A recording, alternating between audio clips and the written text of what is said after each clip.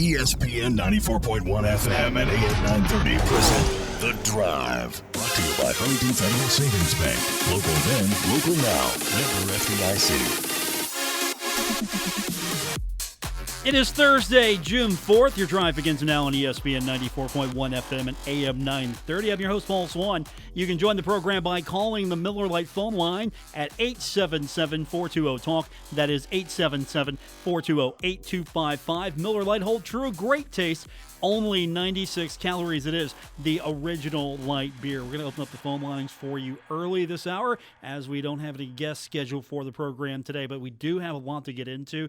I guess we need to start with the university cutting pay, or at least they're terming it as pay restrictions and reductions. So Marshall University sent out an email message this afternoon, and it was from Marshall University President Jerome Gilbert. He told employees he's preparing to submit a budget reduction proposal to the university's Board of Governors, including temporary salary cuts for some employees.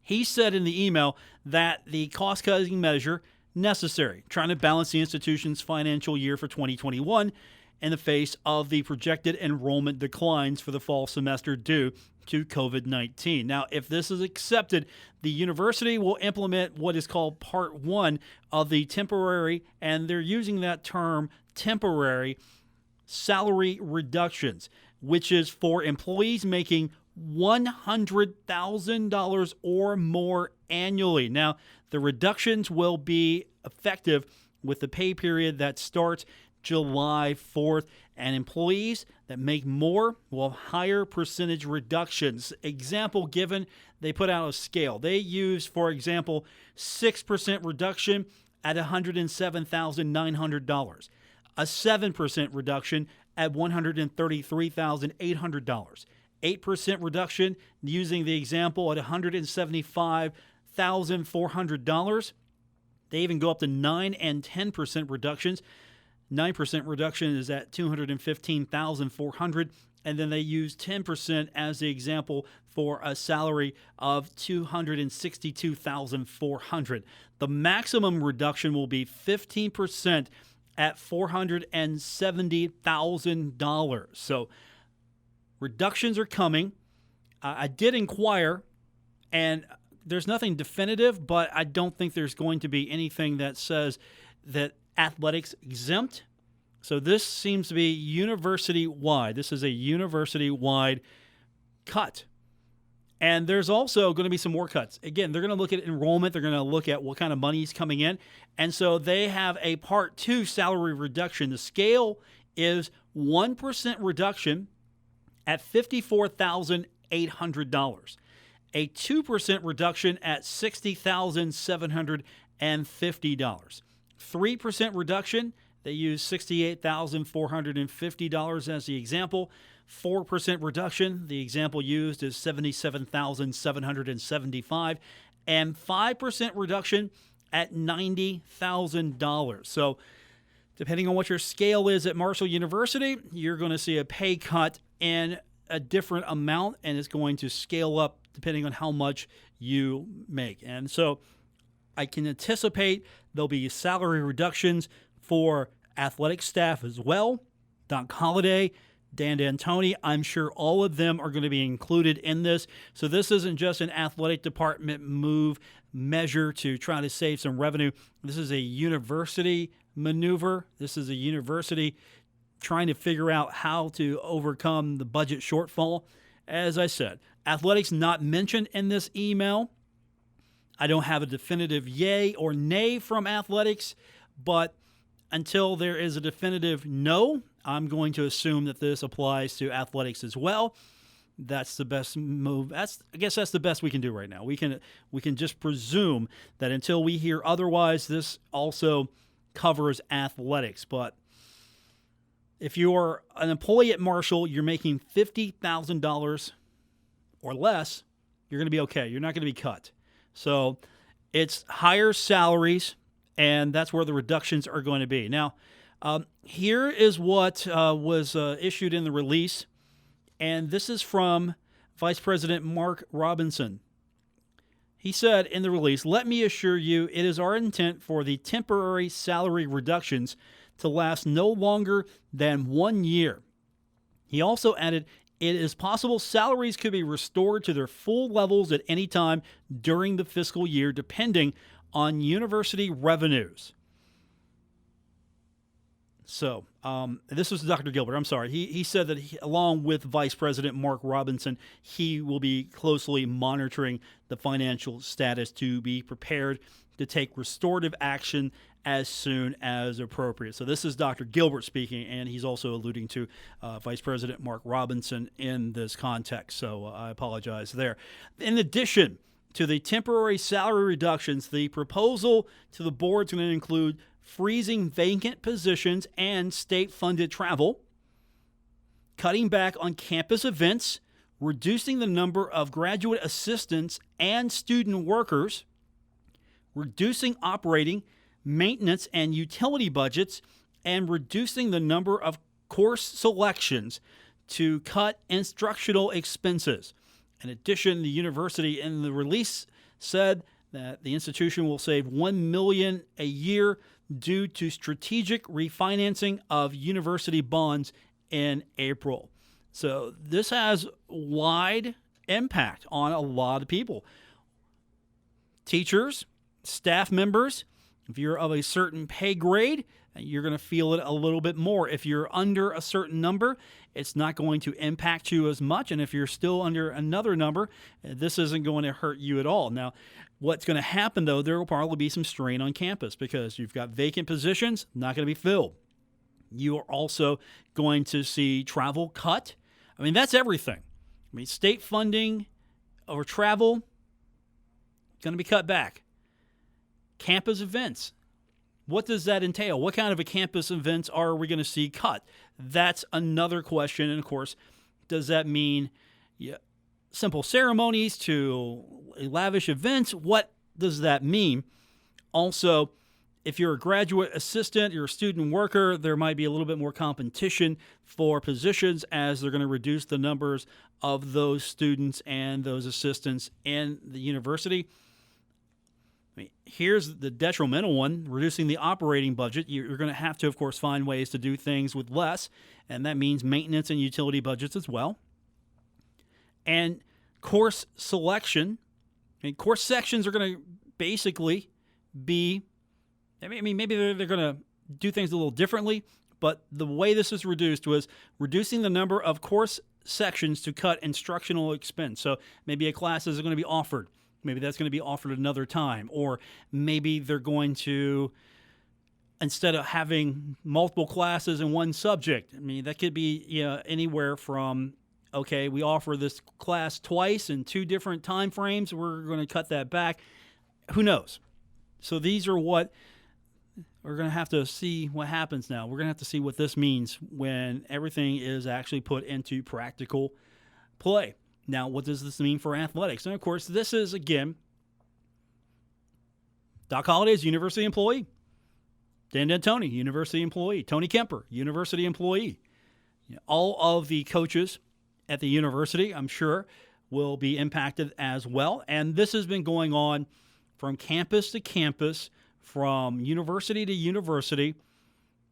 I'm surprised we hadn't heard anything sooner, but at the same time, I think Marshall has been a little bit more, and not trying to imply passive, they've been more, let's wait, let's see, let's look at this and try to figure out what's going to happen as soon as we have a better idea of what we need to do here in the president's office or what the athletic department needs to do. Then you're going to hear more about this. And, of course, this is what went out this afternoon as far as the budget's concerned. And I know it's not directly athletic related, but it is because, again, coaches are across the country. Some have voluntarily been submitting reductions. Some have been a little behind on that, and the university has made the decision for them or in at least conversation with those coaches. I mean, you haven't seen that here yet, so now you have. And again, until I hear differently, I'm going to presume that this also covers athletics. And honestly, I I would not think it wouldn't, because right now, if university employees were taking cuts and athletic employees were not, that could create an awkward situation. That could create a little tension between groups of employees at Marshall University. So I'm not trying to start something. I just know that that's what this means, and that probably covers the entire university. Something else we're going to talk about today, we're going to get into this a little bit later. More COVID-19 tests across the country have come back positive in athletic departments. We'll talk about a couple athletic departments that have positive tests. Also, a lot of activity. We're starting to see more direction towards what the NBA, NHL, and maybe the baseball season will look like. We'll talk about all of that and get your phone calls in at 877-420-TALK. That is 877-420-8255. Our phone lines this hour brought to you by Miller Lite. Miller Lite, hold true, great taste, only 96 calories. It is the original light beer. We have got more coming up on today's edition of The Drive, presented by Huntington Federal Savings Bank on ESPN 94.1 FM and AM 930. The Drive with Paul Swann. Marshall Athletic Director Mike Hamrick, he knows. Paul's the best. On ESPN 94.1 FM and AM 930. That never gets old. That never gets old.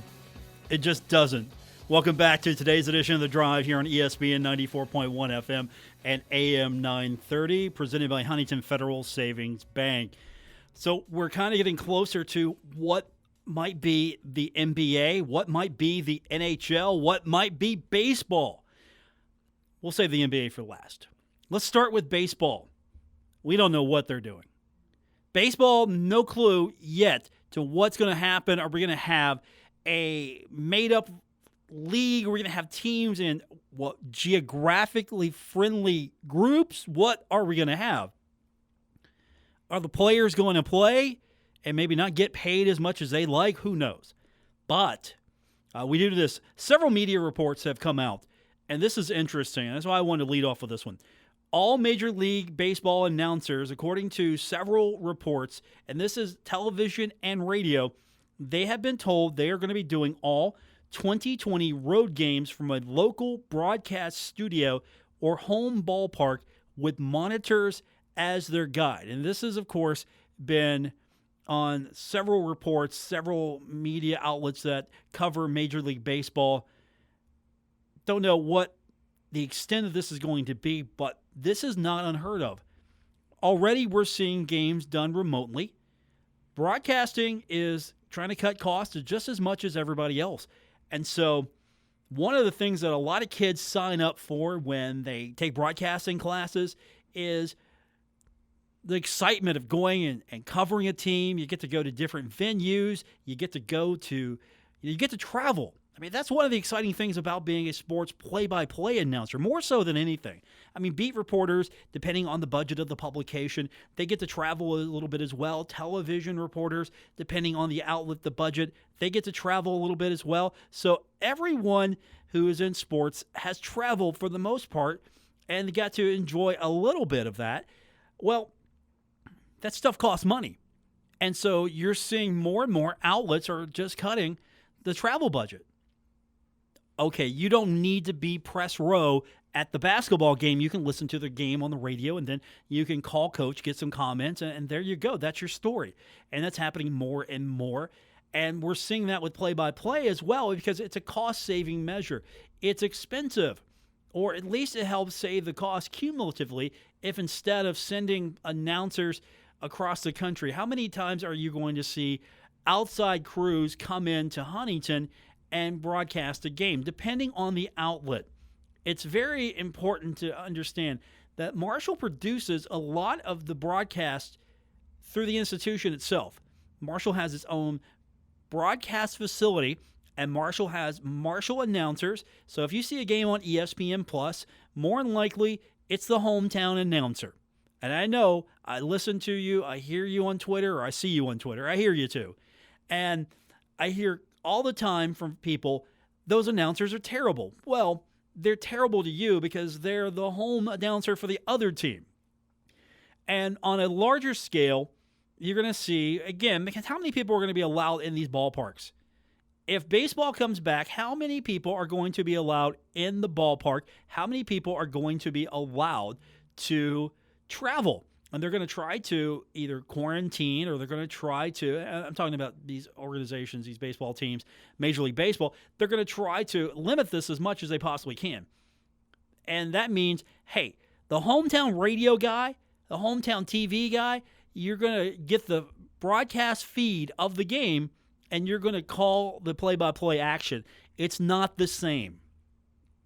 It's completely different because the reason why I think radio is better than television, because the television announcers, they're going to focus on, well, they're going to look at the monitors. They're going to call the game based on a lot of times what's on the monitor. They're playing towards the television. The radio announcer, for the most part, is painting you a picture of everything he sees, not just on the monitor.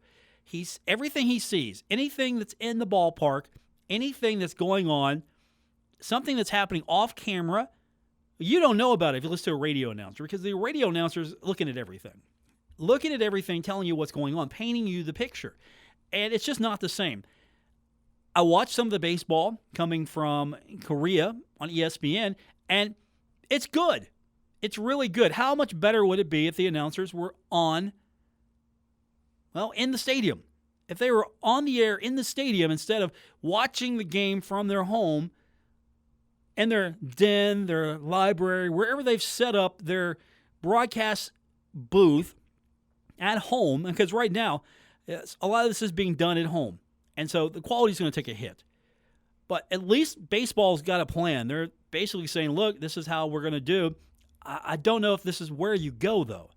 I understand you're trying to save costs. You're trying to cut back on travel. You're trying to limit how many people go, how many people are exposed. So basically, if you want to watch a baseball game on TV, if it's a home game, your guy's there. If it's a road game, your guy's watching it just as much as you are from the same video feed for the most part. And that's where we're at with baseball. Now, I don't know how it's going to work in basketball, but we do have more details. The NBA Board of Governors today, they have voted to approve the 22-team format to restart the 2019-20 season. This is going to be, of course, in Orlando, Florida. And according to sources, the vote was, and this is reporting from ESPN, the vote was 29-1. You know the one team that voted against the proposal? The Portland Trail Blazers. So Trailblazers said, we don't want any part of this. 29 other teams said, we're fine. Thanks for playing.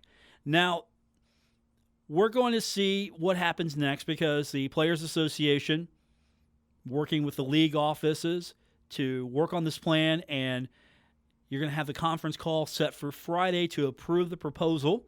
Again, this is what sources have told ESPN. Under this plan, and I'm paraphrasing a lot of this, but 13 Western Conference teams and 9 Eastern Conference teams are going to play 8 regular season seeding games. A possible play-in tournament for the 8th seed and, of course, playoffs, all going to be at Walt Disney World Resort. First of all, if I've got to go isolate and you're going to isolate me at Walt Disney World, the resort, I'm good. Hey, let's all go isolate right now. You want to go do the show isolated at Walt Disney Resort? Let's go. Sorry, Spencer, you got to stay back here because you got to get us on the air. But, everyone else in connection with the show can go with me. I'm going to need an on-site producer. I think I found one. Sorry, Spencer, it ain't you. Come on, this is luxury, man. This is luxury. No, seriously, I need someone to get me on the air, Spencer. You can't go. I'll make it up to you. Come on. Walt Disney World Resort. Hey, we got to go isolate at this resort. Hey, bring the kids, bring the fam. Let's go hang out at Walt Disney Resort for a couple of months. Yeah, that's so terrible.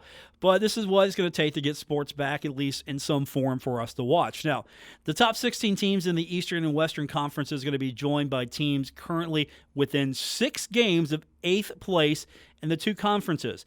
That includes New Orleans, Portland, San Antonio, Sacramento, Phoenix, and Washington. So why are you hating on this, Portland? You get to play. Why are you hating on this, Portland? Why? You get a shot. I mean, this is pretty good. And you might even have to have a play-in game to get the 8 seed. If it's that close, again, the NBA finding ways to make sure we have plenty of basketball. So this is going to happen. Yeah, we're looking at late July for this. Now, when's hockey going to start? Well, the NHL and the Players Association have agreed that the qualifying round of the 24-team tournament will be best of 5 series, and all 4 playoff rounds will be best of 7 series. So we're not losing the best of 7, and the best of 5 series to get in, I'm okay with that too. Because you've got several teams that were fighting to get into the postseason before the season was halted. And so I think this is the most fair thing you can come up with. Now, you're going to see a tournament where there's going to be reseeding. They're going to reseed. They're not going to bracket this tournament. So after the first games are done and we find out, okay, which teams made the final field of 16, we're going to reseed this thing. It's a little bit more of a nod to the higher seed teams. Make it fair for them. Make it easier for them to justify the fact that, yes, Spencer, I know you're Washington Capitals. You don't have to point. You don't have to bump your chest to tell me. I know. Spencer Dupuis, our producer intern this afternoon, a Washington Capitals fan and a Washington Nationals fan, as he is wearing his Washington Nationals mask. Most days he is here in this station. I haven't seen the hockey one yet. Yeah, okay, I want to see that, Spencer. So, yes, the Washington Capitals, they're there. I know. Spencer's a little needy now and then. I haven't been paying proper attention to him. I'm going to fix that later, Spencer. It'll be okay. Hockey. I mean, that's the one thing I love about Spencer. We can talk hockey. I mean, we haven't done this in months, man. We haven't talked hockey in months.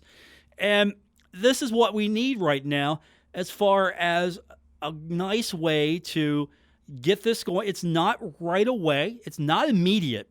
We're easing into it. And I think by the time July comes, hopefully we can use this as a bit of a release, a bit of a let's all come together and unite in one thing, and that's sports. Sports is a great uniter. Sports brings people together. I mean, it divides people as well, depending on your fandom, but ultimately it divides people who are also coming together in unison for one thing. I mean, we all root for sports. We all root for student athletes. We all root for our favorite player. It's something we all can find common ground with.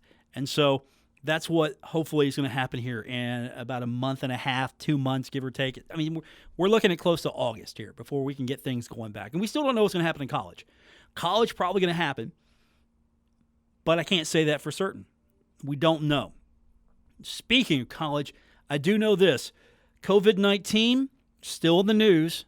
It hasn't gone away. We'll talk about it. A couple of universities, one reporting, other, we're getting sources telling us that there are tests positive for COVID-19. We'll talk about that, and we'll get your phone calls in at 877-420-TALK, 877-420-8255.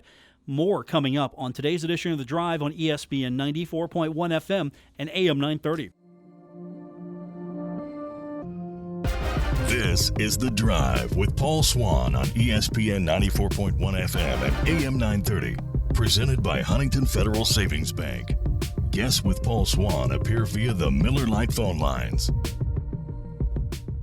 We've been following the COVID-19 story for several months now. It's sort of defined and shaped what we do here on a daily basis as it impacts sports. And the other day, we've been getting more reports. We have got 3 positive now on the campus.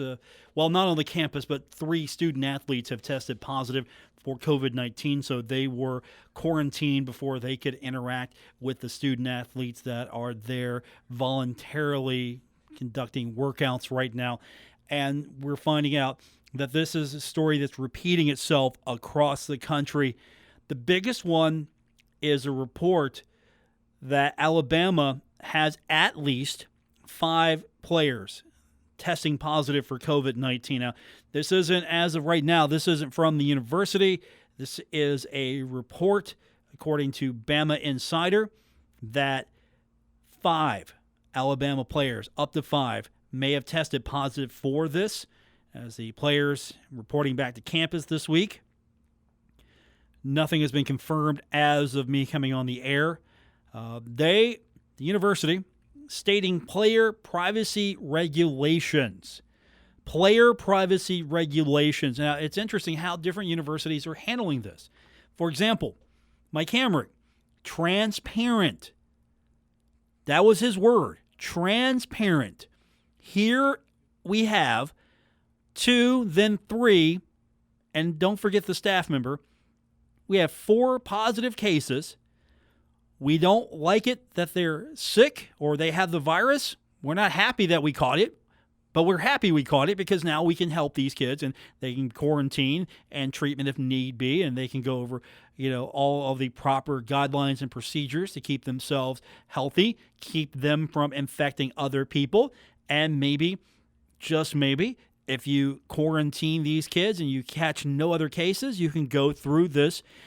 And this can be an example, or you can work out the kinks, because then you bring in the next group of student athletes and you bring in basketball, or you bring in all the other sports eventually, and you want to make sure that you do it properly. At the same time, university and the athletic department pretty upfront. Hey, we're not going to tell you who the players are. We're not going to do that, but we're going to tell you we do have positive tests, and we don't like it because these kids are sick or they have the virus, but we're happy that we're able to catch it and we're able to, the procedures worked. These kids are going to be in a better place. So that's where Marshall's at compared to Alabama. Different organizations, different universities. And then you've got Arkansas State. 7 Arkansas State University student athletes testing positive for the coronavirus. And this is according to their chancellor. Here is what Chancellor Kelly Damphouse said. This is a day that we knew would come, not just at A State. And this is a news release that came out today. Damphouse learned, of course, of the diagnoses on Wednesday night, said in the release that all 7 students continue to be asymptomatic as of this writing. And that's the thing. We don't know. Asymptomatic. Now, we're bringing together from different parts of the country, back in clusters, large groups of student athletes. It wasn't if, it was just going to be when. Someone's got it. You don't know. Asymptomatic means you can be perfectly fine, you can be perfectly symptom-free, and you still have it. You're a carrier. And so that's the danger here, and that's why the testing is important, because we don't want to put our student athletes in a position where they're not sure. Hey, is the player next to me, is my teammate, are they a carrier? Could I get sick for being in the same room with my teammates, on the field, on the court, in the arena, in the training room? Can I get sick because this person doesn't know if they're sick or not, or if they have this? Now, Arkansas State, like many universities, they are making the athletes, the positive test, self-isolate for 14 days. They are conducting contact tracing, and anyone that has been exposed to these students will be required to quarantine also for 14 days.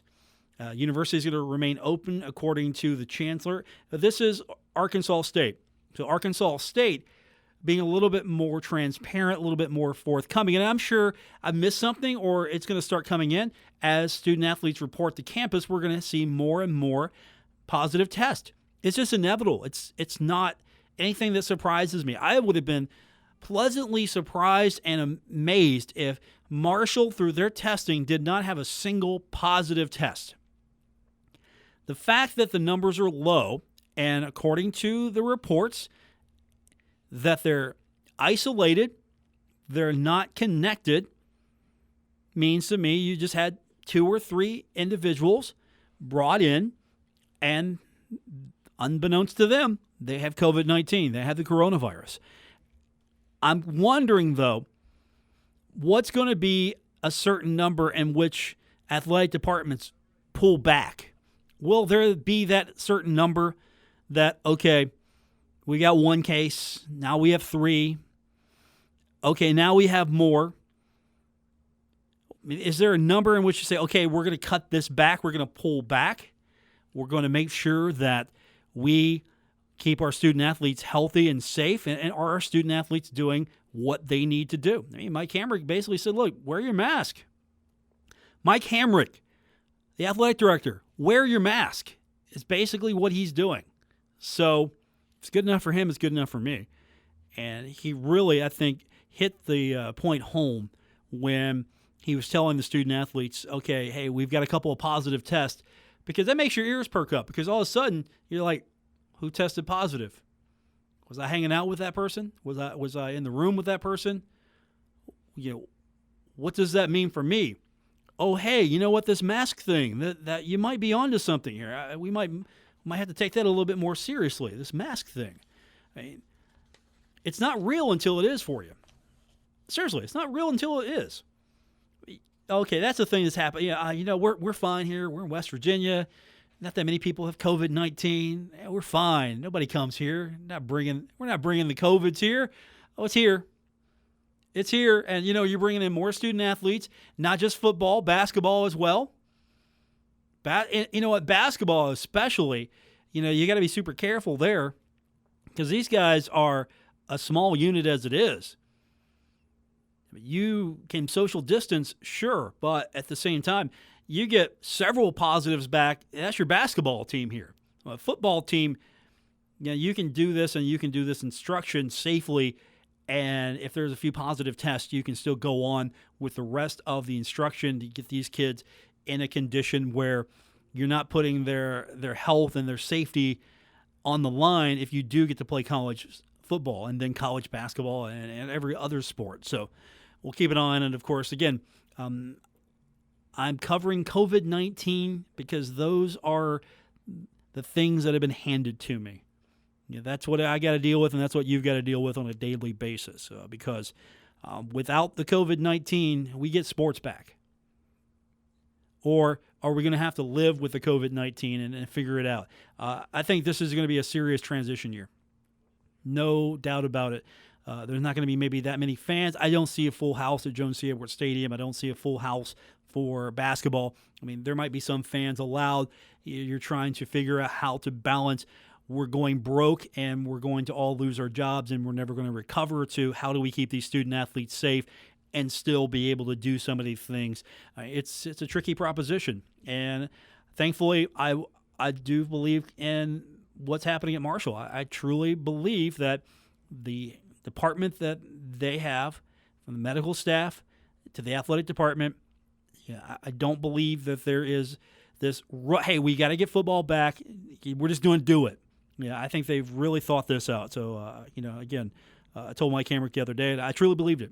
I think Marshall's done a better job than most universities as far as how they've addressed this, not only with what they're putting in place, but how they've handled it with the media, giving me the information when I need it. Everything else is on me. I'm speculating. If I get it right, great. If I got it wrong, guess what? I got another show tomorrow. And we have more on the way. That's the good news. Coming up here on ESPN 94.1 FM and AM 930. Never miss a moment of The Drive with Paul Swann. Subscribe on Apple Podcasts, Spotify, or wherever you get your podcasts. Don't forget, you can get your podcast on Apple Podcasts, Spotify, Stitcher Radio, TuneIn, wherever you get your podcast. And if you don't get a podcast, go get a podcast right now. Get mine. And you can do that. The easy way to do that is using your Alexa app. If you have the Alexa, all you have to do is enable it. We've got the skill posted for you on our website, wrvc.com. And once you enable it, here's a cool trick. I do this. I ask Alexa, and I use this term, Alexa, play The Drive. No, let me reset that. Start again. Alexa, ask ESPN 94.1 to play The Drive. If you're in the app, if you have that app enabled, it'll play it for you. Or you can ask Apple Podcast or Spotify or TuneIn using your app. And young Spencer Dupuis, who is not going to talk on the microphone today. We had that problem before when you were interning. You would always bring the microphone close to your face as if I was just going to stop talking and let you speak. He did inform me, though. He did do some good homework yesterday. He found out you can use it on your Google device as well by asking Google to play the podcast. So I have Alexa. That's what I use. But you can get everything you want. You can get our app as well. And we have several of them. All you have to do is go to our website, wrvc.com. One day, Spencer, one day. It's just like day 2 of your intern. Well, day 3? 3, okay. Officially, you were volunteering before. We're not just going to let an intern roll in here and interrupt the show. I mean, that would be crazy. That would be career suicide. What are you thinking? Before we go, interesting news. Been keeping an eye on this story. Florida A&M, their board of trustees have voted. It was a unanimous vote. They're going to move from the MEAC to the SWAC. And that's crazy. That makes the SWAC even better. I mean, this is one of the showcase schools. I mean, if you've got a school that is basically waving the flag, the standard bearer, I think Florida A&M is probably one of those schools for really all the other historic black colleges to really look up to, as far as, the following they have, how they really have been over the years a brand, a school that brings a lot of attention. And this is what's going to happen. Florida A&M, they're going to leave the MEAC on June 30th of next year, and they're going to join the SWAC on July 1st of next year, pending approval by the SWAC's member institutions. And, of course, you're not making this move unless you're pretty sure that you're going to get the invite, you're going to be in. So they are preparing the move, and if you put this together with North Carolina A&T, they're going to move to the Big South. The MEAC, all of a sudden, is really going to take a hit. The MEAC's going to be down to 9 full members, only 7 of which actually play football. You've got Delaware State, you've got Morgan State, Howard, Norfolk State, North Carolina Central, South Carolina State, and Bethune-Cookman. Those will be the remaining football playing programs. And you've got Coppin State and Maryland Eastern Shore. Those are the other members, but they're not football playing. So power transition here. And really, the SWAC is getting better. We saw this with the power conferences trying to support, bolster, trying to fortify, taking schools, cherry picking. Trust me, some of the remnants of Conference USA are now in the American because the Big East got cherry picked. The ACC, a beneficiary of it, West Virginia wisely going to the Big 12. And honestly, that was probably a smart move for them to go, because financially, where would they be if they were not in the Big 12 right now, the way everything has been unfolding? So that's going to be interesting. Florida A&M, I enjoy watching the HBCU a lot, and this will be interesting to see Florida A&M in the SWAC. That's going to do it for this edition. I want to thank our show producer, Spencer Dupuy. Appreciate him for taking care of us this afternoon. Back tomorrow, we'll do it all over again here on ESPN 94.1 FM and AM 930. Until then, good night, everyone.